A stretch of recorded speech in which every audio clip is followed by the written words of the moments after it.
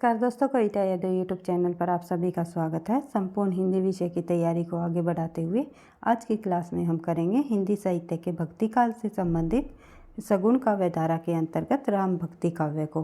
पहले हम राम भक्ति काव्य से संबंधित PYQ कर लेते हैं, फिर कृष्ण भक्ति काव्य से संबंधित भी PYQ करेंगे। तो सबसे पहले देख लेते हैं राम भक्ति काव्य के PYQ, जो कि एक घटना चक्कर के प्रैक्टिस सेट के साथ हम जो है अपनी तैयारी को धीरे धीरे आगे बढ़ा रहे हैं। तो इससे घटना चक्र के अंतर्गत जो प्रश्न दिए गए हैं कहीं ना कहीं पिछली परीक्षाओं में पूछे जा चुके हैं, वही प्रश्न इंक्लूड करे रखे हैं इसके अंतर्गत, और इसी प्रैक्टिस सेट को हम जो है करते हुए आगे बढ़ रहे हैं। जैसे हमने हिंदी साहित्य इतिहास लेखन परंपरा से संबंधित सभी प्रश्नों को कंप्लीट कर लिया, फिर उसके बाद आदिकाल से संबंधित प्रश्नों को किया, फिर जो है उसके बाद जो है भक्ति काल के अंतर्गत हमने निर्गुण काव्य धारा से संबंधित जो संत काव्य है और सूफी काव्य के दोनों के प्रश्नों को हमने कंप्लीट कर लिए थे। अब शुरुआत करेंगे राम भक्ति काव्य से संबंधित महत्वपूर्ण प्रश्न।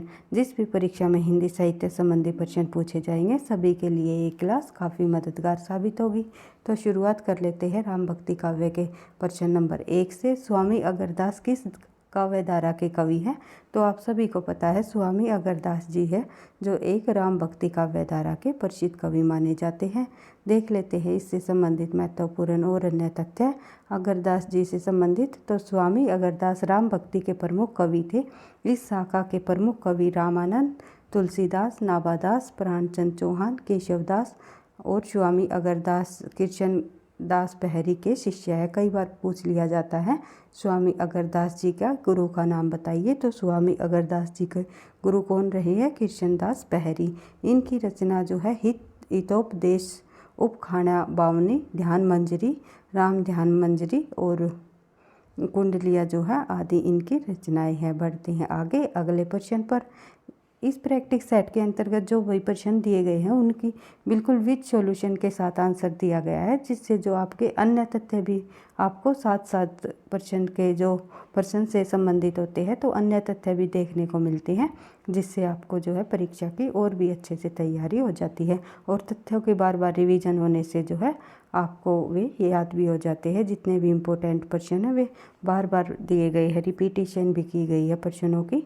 तो काफ़ी अच्छा प्रैक्टिस सेट है। तो देख लेते हैं सबसे अगला जो हमारा प्रश्न है, गोस्वामी जी के पिता का नाम बताइए। तो गोस्वामी जी के पिता का नाम बताइए। तो गोस्वामी जी के पिता रहे हैं आत्माराम, यानी कि गोस्वामी तुलसीदास जी। जनश्रुतियों के अनुसार गोस्वामी जी के पिता का नाम आत्माराम दुबे और उनकी माता का नाम हुलसी था। नर हरिदास ने इनका पालन पोषण किया तथा ज्ञान भक्ति तथा शिक्षा दीक्षा भी दी। यानी कि ये पूछ लिया जाए गोस्वामी तुलसीदास जी के गुरु का नाम बताइए, तो जो है नर हरिदास गोस्वामी तुलसीदास जी के गुरु का नाम रहा है। और ये नर हरिदास जो है रामानंद के शिष्य रहे हैं, ये भी ध्यान रखना। आपको कई बार पूछा जाता है कि नर हरिदास जी के गुरु का नाम बताइए, तो नर हरिदास जी का गुरु है रामानंद और गोस्वामी तुलसीदास जी के गुरु रहे हैं नर हरिदास। इस प्रकार से इनकी शिष्य परंपरा चली है। तो देख लेते हैं आगे। गोस्वामी जी का विवाह दीनबंधु पाठक की कन्या रत्नावली से हुआ है।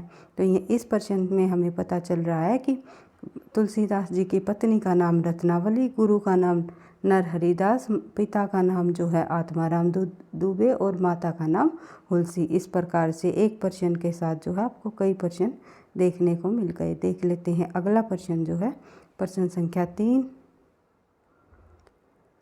गोद लिए हुलसी फिरे तुलसी सो सूत होए। ये जो पंक्ति है ये किस कवि की है, किस लेखक द्वारा लिखी गई ये पंक्ति की गोद लिए हुलसी फिरे तुलसी सो सूत होई। जो ये पंक्ति है ये कई बार परीक्षाओं में पूछी गई है, तो रहीम दास जी की है। तो देख लेते हैं। हिंदू अवतार पुरुषों के प्रति रहीम दास जी बहुत आदर की भावना रखते थे और इसलिए तुलसीदास और रहीम के बीच परस्पर अवतारवाद पर भी चर्चा होती रहती थी। दोनों के बीच पत्र व्यवहार भी होता रहता था। एक समय एक ब्राह्मण अपनी कन्या के विवाह हेतु धन की याचना करने के लिए गोस्वामी जी के पास आया और उन्होंने जो है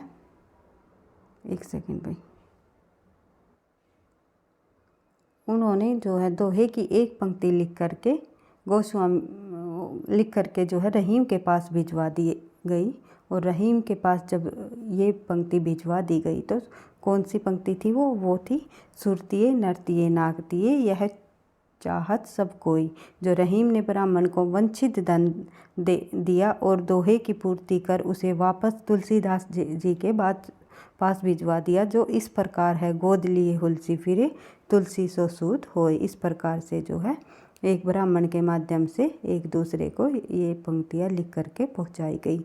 देख लेते हैं अगला प्रश्न है, गोद लिए हुलसी फिरे तुलसी सो सूत होए। पंक्ति लेखक जो है निम्न में से भक्त कवि कौन है? तो अभी हमने पढ़ा था ये पंक्ति के रचनाकार रहे हैं रहीमदास जी। तो रहीमदास है इस पंक्ति के रचनाकार। देख लेते हैं प्रश्न संख्या हमारी 5। तुलसी की भक्ति का स्वरूप क्या था? तो तुलसी की भक्ति का स्वरूप हमें बताना है। तो किस प्रकार की भक्ति थी? तुलसीदास जी की दास्य भक्ति रही है, और सूरदास की भक्ति साख्य भक्ति रही है, मीराबाई की जो भक्ति रही है वो माधुर्य भाव की रही है। इस प्रकार से जिनकी इन प्रमुख कवियों की जो भक्ति किस प्रकार की रही, कई बार परीक्षाओं में प्रश्न पूछा जाता है। तुलसी की भक्ति दास्य भाव से ओतप्रोत, यही कारण है कि तुलसी को राम के सम्मुख विनम्र रहे हैं। बढ़ते हैं आगे। अगला प्रश्न है हमारा प्रश्न संख्या 6। अवधी भाषा के सर्वाधिक लोकप्रिय काव्य का नाम बताइए। तो अवधी भाषा का जो सर्वाधिक लोकप्रिय काव्य है वो है रामचरितमानस। तुलसीदास द्वारा रचित रामचरितमानस अवधी भाषा का सर्वाधिक लोकप्रिय महाकाव्य रहा है। यह राम काव्य पर आधारित है। इसकी रचना काशी, चित्रकूट और अयोध्या में हुई। कहाँ पर हुई? काशी, चित्रकूट और अयोध्या में। कई बार पूछ लिया जाता है। तो इसकी रचना जो संवत 1631 विक्रमी संवत में अर्थात 1574 ईस्वी में हुई, और तुलसीदास ने इसकी रचना की। इसे पूरा करने का जो समय लगा वह रहा 2 वर्ष 7 माह और 26 दिन। 2 वर्ष 7 माह 26 दिन का समय लगा। किसको पूरा करने के लिए? रामचरितमानस को पूरा करने के लिए। तुलसीदास द्वारा रचित रामचरितमानस को पूरा करने के लिए 2 वर्ष 7 माह 26 दिन का समय लगा, जो कि एक अवधी भाषा का महाकाव्य माना जाता है। और रामचरितमानस दोहा चौपाई शैली में लिखा गया महाकाव्य है। इसमें 7 कांड है। कौन कौन से? कई बार इन कांडों को क्रम वाइज लगाने के भी दे दिया जाता है, और ये भी पूछ लिया जाता है निम्नलिखित में से रामचरितमानस में का कांड कौन सा नहीं है। इस प्रकार से जो है देख लेते हैं। सबसे पहले आएगा बालकांड, फिर अयोध्या कांड, फिर अरण्यकांड, फिर किष्किंधा कांड, फिर सुंदरकांड, फिर लंका कांड, फिर उत्तरकांड। इस प्रकार से तुलसीदास जी द्वारा रामचरितमानस में 7 कांड दिए गए हैं। बढ़ते हैं अगला प्रश्न। अगला प्रश्न हमारा प्रश्न संख्या 7। रामचरितमानस किस भाषा में लिखी गई रचना है? आप सभी को पता है, अभी हमने पढ़ा था अवधी भाषा की ये रचना है। उसके बाद राम कथा पर आधारित तुलसीदास के महाकाव्य का क्या नाम है? तो राम कथा पर आधारित तुलसीदास जी का महाकाव्य है रामचरितमानस। रामचरितमानस की भाषा क्या रही है? तो रामचरितमानस की भाषा अवधी रही है। उसके बाद देख लेते हैं प्रश्न संख्या हमारी 10। गोस्वामी तुलसीदास ने रामचरितमानस की रचना किस संवत में की? तो अभी हमने देखा था संवत 1631 में, और ईस्वी पूछ लिया जाए तो 1574 ईस्वी। इस प्रकार से किसी भी में प्रश्न पूछा गया हो इसमें या फिर विक्रमी संवत में, आपको ये ध्यान रखना है कि किस प्रकार से प्रश्न पूछा गया है। तो देख लेते हैं अगला प्रश्न हमारा, रामचरितमानस में कुल कितने कांड है? तो अभी हमने पढ़ा था 7 कांड है। बालकांड, अयोध्या कांड, अरण्यकांड, किष्किंधा कांड, लंका कांड, सुंदरकांड। इस प्रकार से 7 कांड रहे हैं। बढ़ते हैं आगे। रामचरितमानस में कुल कितने कांड है? तो अभी हमने देखे तो रामचरितमानस में जो है 7 कांड है। रामचरितमानस में विभत्स रस का प्रयोग किन कांडों में मिलता है? विभत्स रस का प्रयोग किन कांडों में मिलता है रामचरितमानस के? वो मिलता है अरण्यकांड और लंका कांड। बढ़ते हैं आगे। अगला जो हमारा प्रश्न है देख लेते हैं। रामचरितमानस में जो है अरण्यकांड में करुण तथा विभत्स रस, लंका कांड में वीर भयानक व विभत्स रस का प्रयोग हुआ है। और पूरे के पूरे रामचरितमानस में जो है श्रृंगार रस भी हमें देखने को मिलता है, और वीर रस भी देखने को मिलता है और शांत रस भी देखने को मिलता है। इसलिए कहा जाता है कि रामचरितमानस में त्रिवेणी बही हुई है रसों की। तो बढ़ते हैं आगे। अगला प्रश्न है हमारा प्रश्न संख्या 14। इनमें से कौन सा महाकाव्य अवधि में लिखा गया? अभी बार बार आया हुआ है जो रामचरितमानस जो है अवधी भाषा की रचना है। बढ़ते हैं आगे। रामचरितमानस अवधी भाषा में लिखा गया महाकाव्य है। प्रिय प्रवास और साकेत जो है खड़ी बोली का महाकाव्य है, जबकि रामचंद्रिका की रचना ब्रज भाषा में हुई, क्योंकि रामचंद्रिका केशवदास जी द्वारा लिखी गई और केशवदास जी जो है रीतिकाल के अंतर्गत इन्होंने रामचंद्रिका की रचना की है, जो कि एक ब्रज भाषा में रचना है, जो कि पूरे के पूरी रीतिकाल में हमें ब्रज भाषा देखने को मिलती है। इनमें छंदों तथा अलंकारों का भी वर्णन किया गया है रामचंद्रिका में। बढ़ते हैं आगे। अगला प्रश्न हमारा प्रश्न संख्या 15 देख लेते हैं। अर्थ न धर्म न काम रुचि गति न चहु निर्बाण जन्म जन्म रति राम पद यह वरदानु न आन। रामचरितमानस में यह आकांक्षा निम्नलिखित में से किसकी है? तो ये आकांक्षा रही है भरत जी की। तो देख लेते हैं। उपयुक्त पंक्तियाँ तुलसीदास जी द्वारा कृत रामचरितमानस के अयोध्या कांड से ली गई है और इन पंक्तियों के माध्यम से भरत जी कहते हैं कि मुझे न अर्थ की इच्छा है और न ही धर्म की, न काम की और न मैं मोक्ष चाहता हूँ। जन्म जन्म में मेरा श्री राम जी के चरणों में प्रेम हो, बस यही वरदान मांगता हूँ, दूसरा कुछ नहीं। तो इस प्रकार से जो है इन पंक्तियों के माध्यम से राम के जो भाई रहे हैं भरत, उन्होंने ये अपने मन की भावनाओं को व्यक्त किया है। बढ़ते हैं आगे। अगला प्रश्न है हमारा प्रश्न संख्या 16। अवधी एवं ब्रज भाषा में रचना करने वाले कवि कौन रहे हैं? तो अवधी और ब्रज भाषा में रचना करने वाले कवि जो है तुलसीदास जी रहे हैं। मैंने आपको बताया भी था तुलसीदास जी ने जो अपनी रचनाएं है अवधी भाषा में भी की है और ब्रज भाषा में भी की है।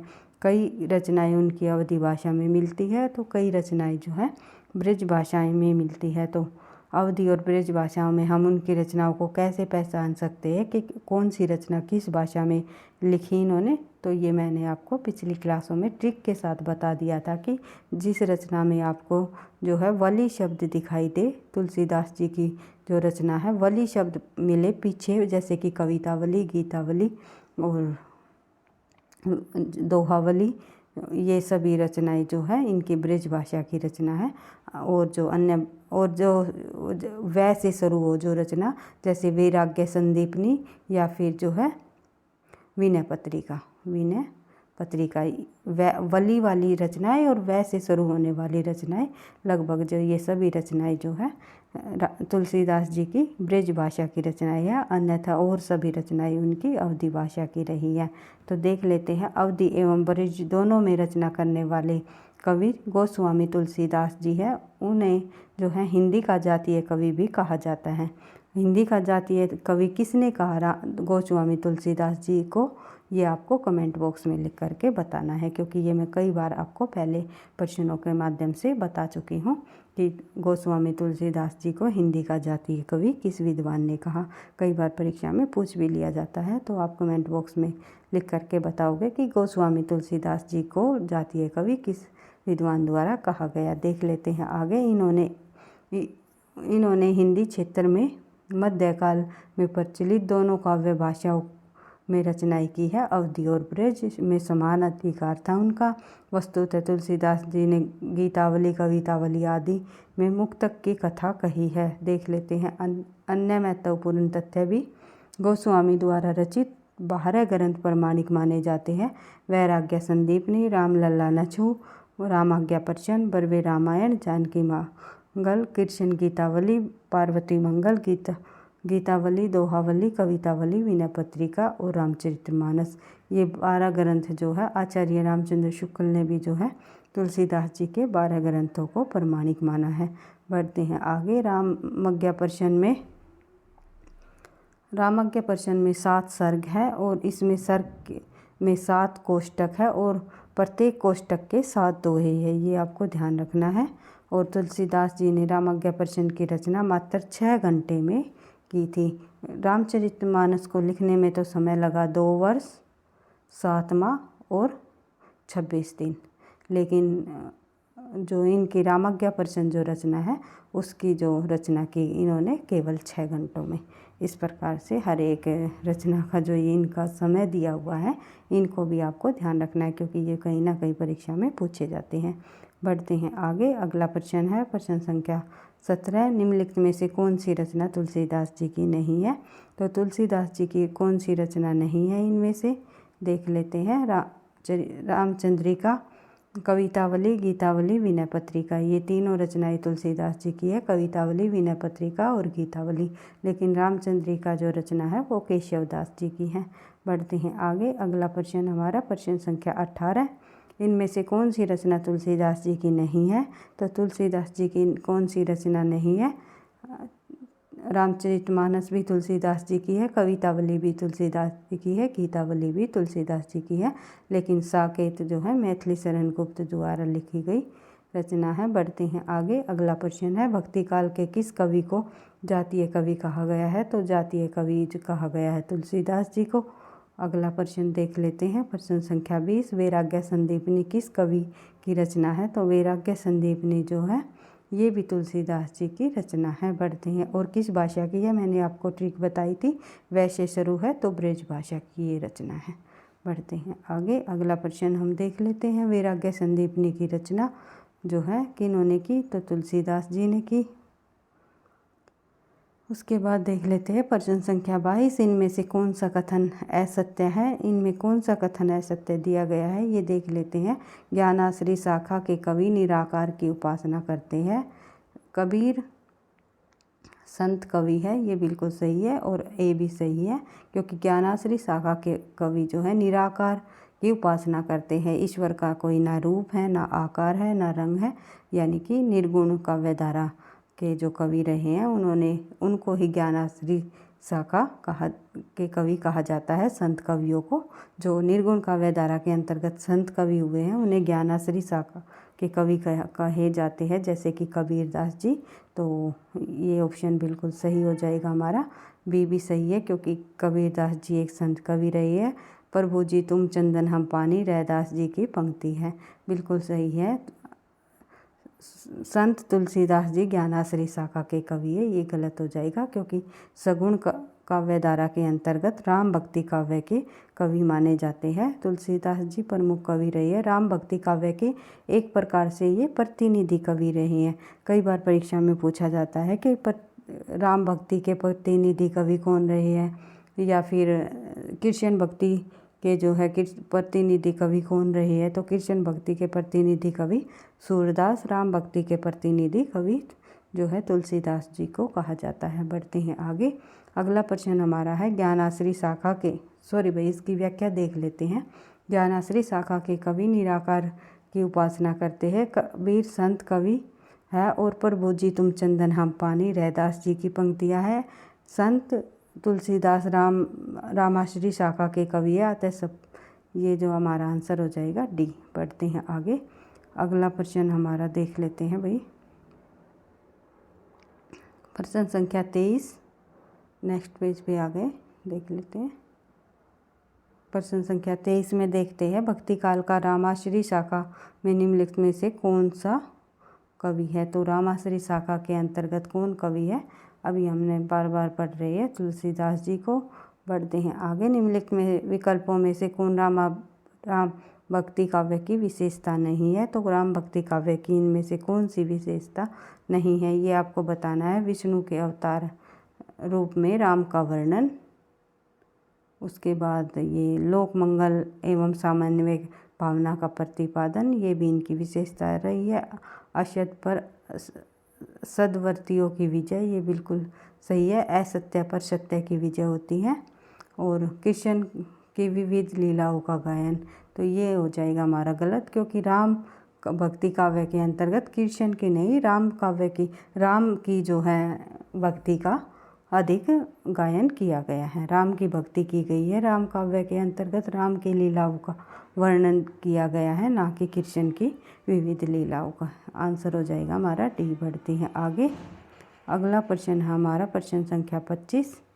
तुलसीदास कृत विनय पत्रिका की रचित है। तुलसीदास विनय पत्रिका किस प्रकार की जो रचना है, किस पर भाषा में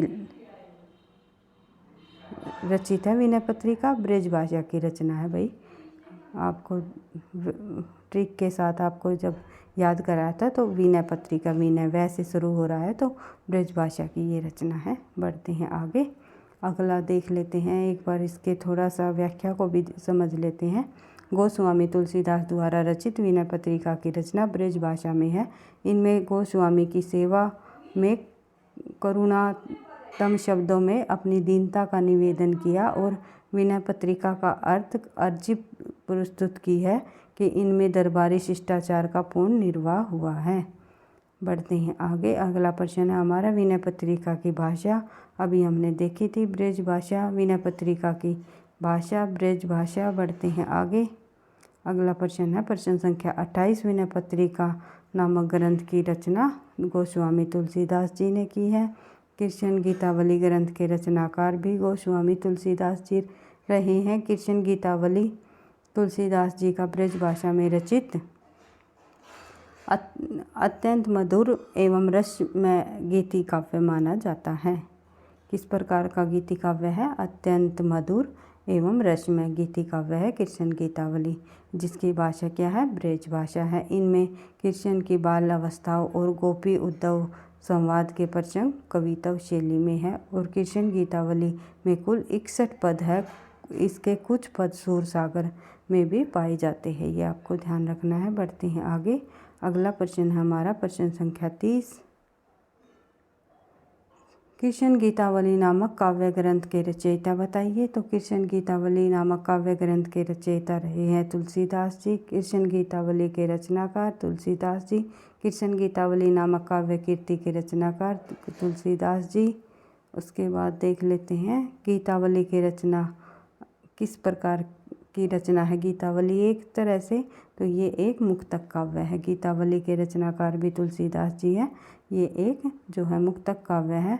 देख लेते हैं गीतावली जो है तुलसीदास द्वारा रचित मुक्तक काव्य है। तुलसी जिस प्रकार ब्रज भाषा और अवधी दोनों भाषाओं का समान अधिकार रखते हैं, उसी प्रकार जो है प्रबंध और मुक्तक दोनों में रचना में भी कुशल है। प्रबंध और मुक्तक दोनों प्रकार की रचनाएं की है तुलसीदास जी ने, ये आपको ध्यान रखना है। ऐसा नहीं है केवल उन्होंने प्रबंध काव्य ही लिखे हैं, तो दोनों प्रकार की रचना की है। उन्होंने प्रबंध काव्य भी लिखे हैं और मुक्तक काव्य भी लिखे हैं। उसके बाद तुलसीदास जी ने जो है गीतावली और कवितावली की जो रचना मुक्तक कथा पर कही है। बढ़ते हैं आगे। अगला प्रश्न है हमारा प्रश्न संख्या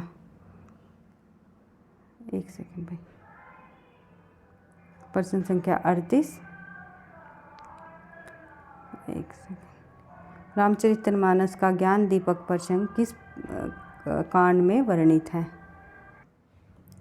इस प्रश्न का आंसर हो जाएगा हमारा ए हो जाएगा हमारा आंसर कि रामचरितमानस का ज्ञान दीपक जो प्रसंग का कांड जो है उत्तरकांड में वर्णित है। देख लेते हैं गोस्वामी तुलसीदास जी ने उत्तरकांड में श्री राम वशिष्ठ संवाद, नारद जी का अयोध्या आकर जो है रामानंद जी की स्तुति करना, शिव पार्वती संवाद, गुरुड़ मोह तथा गुरुड़ जी का काकभुसुंडी से जो है राम कथा एवं राम महिमा सुनाना, काकभुसुंडी जी के पूर्व जन्म की कथा, ज्ञान भक्ति निरूपण, ज्ञान दीपक और भक्ति की महत्ता, ज्ञान दीपक और भक्ति की जो है महान महिमा, गुरुड़ के 7 वाहन और काकभुसुंडी जी के ऊपर जो है काकभुसुंडी जी के उत्तरादि विषयों पर विस्तृत वर्णन इसमें दिखाया गया है। किसमें? उत्तरकांड में। बढ़ते हैं आगे। अगला प्रश्न हमारा आपको देख लेना है किन किन कथाओं को जो है किन किन बातों को वर्णन उत्तरकांड में दिया गया है। इसमें जो पूछा हुआ है ज्ञान दीपक प्रसंग के बारे में, तो और अन्य जो है ये इसके अंतर्गत जो शिव पार्वती का संवाद भी पूछ सकते हैं किस कांड में सुनाया है, तो शिव पार्वती का संवाद उत्तरकांड में है। इसी प्रकार से जो अन्य का जो ये कथाएं बताई है, ये सभी जो है उत्तरकांड में वर्णित है। बढ़ते हैं आगे। अगला प्रश्न है प्रश्न संख्या 39। रामचरितमानस के किस संवाद का संबंध नहीं है? तो रामचरितमानस में किस संवाद का संबंध हमें देखने को नहीं मिलता? तो इसका आंसर हो जाएगा भाई, इसमें जो है राम सीता संवाद हमें देखने को नहीं मिलता। तो आंसर हो जाएगा हमारा सी, क्योंकि शिव पार्वती संवाद अभी हमने पढ़ा था उत्तरकांड में देखने को मिलता है। ये हमने अभी पढ़ा था शिव पार्वती संवाद। इस प्रकार से प्रश्नों का एनालिसिस करते हुए आपको चलना है कि कहाँ से हमने कौन सा तथ्य देखने को मिला है। लेकिन कहीं पर भी हमें राम सीता का संवाद हमें देखने को नहीं मिलता। और ज्ञान वात्सल्य भारद्वाज का संवाद भी देखने को मिला है, और काकभूषण गरुड़ संवाद भी हमें रामचरितमानस में देखने को मिलता है, लेकिन राम सीता का संवाद नहीं मिलता। बढ़ते हैं आगे। उसके बाद देख लेते हैं प्रश्न संख्या हमारी 40। नीचे दिए गए जो है वाक्य का कथन एक दूसरे से कारण और तर्क के आधार पर हमें बताना है। किस प्रकार से जो है कौन सा कथन सही है और कौन से कथन जो है एक दूसरे से मेल नहीं खाते। इस प्रकार हमें ये कथनों को जो है ए और आर को पढ़ते हुए इनके संदर्भ में हमें बताना है कौन सा कथन जो सही है और कौन से कथन की कौन सी व्याख्या है। देख लेते हैं इसका जो एक बार से भी देख लेते हैं, पहले इनको पढ़कर ही देखते हैं कहाँ पर क्या है। तो सबसे पहले राम काव्य का प्रतिपादन विषय धार्मिक और भक्ति प्रधान है, इसलिए कवियों ने भगवान राम की प्रतिष्ठा में संस्कृत शब्दावली को अधिक स्वीकार किया है। ये कथन है एक। और दूसरा देख लेते हैं, यही धर्म और दर्शन का प्रसंग हो तथा उच्च काव्य सौष्ठव दिखाना हो, वहाँ तत्सम की प्रधानता स्वाभाविक है। तो इसका जो हमारा सही आंसर हो जाएगा वो हो जाएगा आंसर, देख लेते हैं, ए और आर दोनों सही है और ए सही है। आर की व्याख्या ए गलत है, आर सही है, यही ए आर सही व्याख्या नहीं है। तो आंसर हो जाएगा हमारा इसका बी आंसर हो जाएगा, क्योंकि भाई यहाँ पर आप देखने को मिलेगा कि राम काव्य का जो प्रतिपाद विषय धार्मिक और भक्ति प्रधान है, ये तो बात सही कही गई है। इसलिए कवियों ने भगवान राम की प्रतिष्ठा में जो है संस्कृत शब्दावली का अधिक स्वीकार किया है। ये बिल्कुल भी सही नहीं है। ये जो है ए कथन जो है सही नहीं बताया गया है इसमें कि राम काव्य का प्रतिपाद्य विषय जो है धार्मिक और भक्ति प्रधान तो है, लेकिन जो है इसमें संस्कृत शब्दावली को अधिक स्वीकार किया, संस्कृत शब्दावली को इसमें अधिक स्वीकार नहीं किया। अवधी भाषा में लिखा गया ग्रंथ है ये। और देख लेते हैं यहाँ जहाँ धर्म और दर्शन का जो प्रसंग हो तथा उच्च काव्य सौष्ठव दिखाना हो, वही तत्सम की प्रधानता स्वाभाविक है। ये बात बिल्कुल सही कही है। तो ए आर के जो आर सही है लेकिन ए गलत है, ए की व्याख्या जो है आर नहीं है। इस प्रकार से आंसर हो जाएगा हमारा दो। देख लेते हैं, थोड़ा सा इसको भी समझने की हम कोशिश करते हैं। इसमें क्या दिखाया गया है, इसमें यही बताया गया कि राम काव्य का प्रतिपाद्य विषय धार्मिक और भक्ति प्रधान है, इसलिए कवियों ने भगवान राम की जो प्रतिष्ठा में संस्कृत शब्दावली को अधिक स्वीकार किया है। यह कथन सही नहीं है। और जहाँ धर्म और दर्शन का प्रसंग है, तो वहीं जो उच्च काव्य सौष्ठव दिखाना हो, वही तत्सम शब्द की प्रधानता स्वाभाविक है। ये बिल्कुल सही कथन दिया गया है। बढ़ते हैं आगे। आज के भाई राम काव्य भक्ति से संबंधित हमारे कुल इतने ही 42 ही प्रश्न थे। तो आज की क्लास में हमने राम काव्य धारा से संबंधित प्रश्नों को कंप्लीट कर लिया है। जो अगली क्लास में जो हम कृष्ण काव्य धारा से संबंधित महत्वपूर्ण प्रश्नों को करेंगे। इस प्रकार से जो है हमारे भक्ति काल से संबंधित राम काव्य धारा और कृष्ण काव्य धारा, साथ ही जो है निर्गुण काव्य धारा के अंतर्गत संत काव्य धारा और सूफी काव्य धारा से संबंधित सभी प्रश्न पिछली परीक्षा में आए हुए जो PYQ है सभी को हम इस प्रैक्टिस सेट के माध्यम से कंप्लीट करते हुए अपनी तैयारी को आगे बढ़ाएंगे। वीडियो पसंद आई तो आप लाइक करना, दोस्तों के साथ शेयर करना, चैनल पर पहली बार हो तो सब्सक्राइब कर लेना। नोटिफिकेशन आपको तभी मिलेगा जब आप सब्सक्राइब कर लोगे चैनल को। पढ़ते रहना, आगे बढ़ते रहना। थैंक यू, धन्यवाद।